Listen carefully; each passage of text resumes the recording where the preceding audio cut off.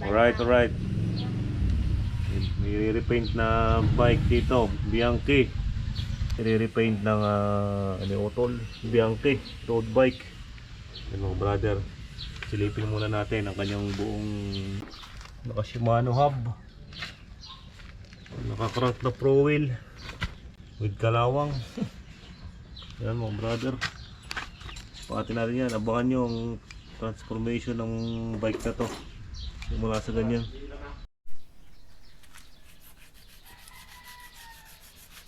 Tinanggal na ang decals. Yun. Yun mga brother, na-applyan na ng primer coat mga brother yan. Nilagyan na ng primer. Especially doon sa mga malalalim. Kinakapalan ng pintura dyan para smooth na smooth yung pagkakapintura yan mga brother. Naka-primer na siya.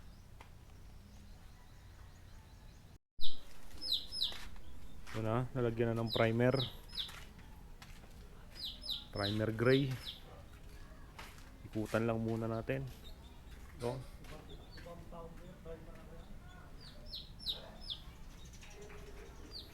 Lapit natin mga brother.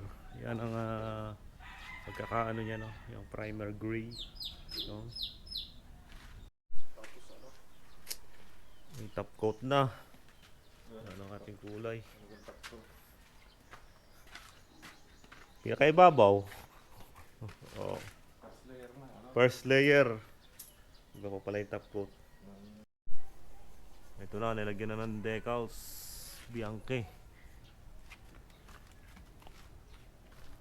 Ito natin. Masyadong kita dahil sobrang luwanag.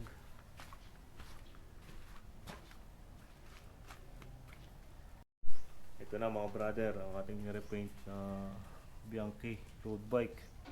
Ayan o. Ito natin sa malapitan with Shimano hub. Ayun. Bagong Uggs. Ayan. Day 3 na ng ating pagbubuo ng bisikleta Bianchi. Nakabit na ang kadena.